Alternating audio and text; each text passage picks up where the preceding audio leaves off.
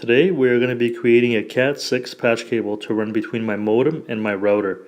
The tools we're going to need for this project are a modular plug crimper, a universal cable jacket stripper, a set of side cutters or cutting pliers, a pair of scissors, a length of Cat.6 network cable, 2 Cat.6 modular plugs, and 2 strain relief boots. Now that you have everything ready, you'll want to get your run of Cat.6 cable and measure it to a desired length. In this case, we have approximately 8 inches, and cut it with your cutting pliers or side cutters. Once that's complete, you'll want to get one of your strain relief boots and put it onto the end of your Cat.6 cable, sliding it far enough so that it will not interfere with your next task.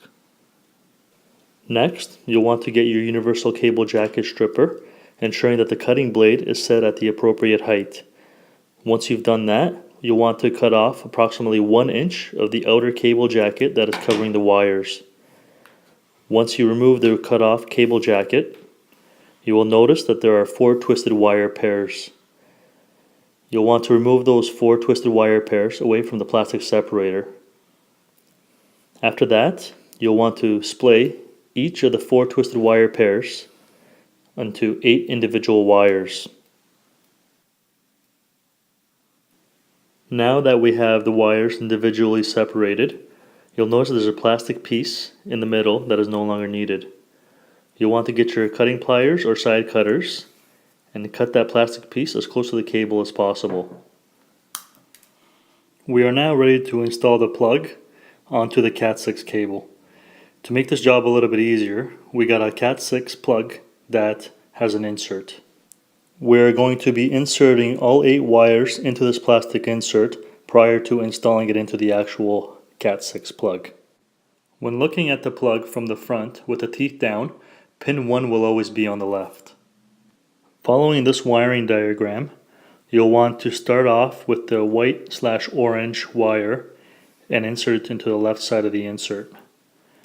Once you have done that, you want to give it a little bend so that the wire stays in there and you don't have to worry about it actually slipping out. From then on, just continue with the rest of the wires until all the wires have been inserted in the proper place.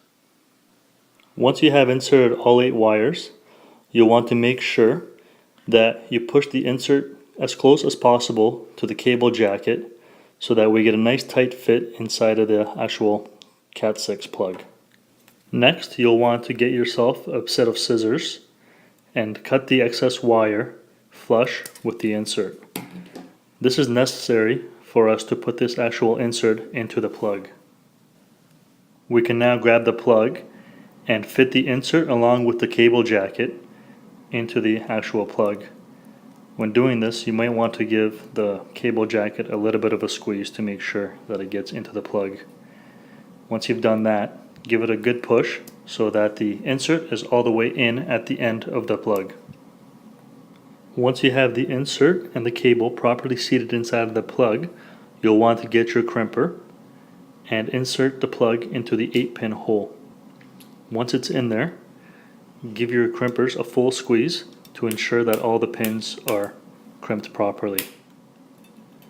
Now that this is complete, you can pull the cable out and grab your strain relief boot that you put on earlier and slide it onto the plug. After sliding the strain relief boot into place, follow all the previous steps to complete the other side of the cable. Once finished, you'll have a professional looking and fully functional Cat.6 cable.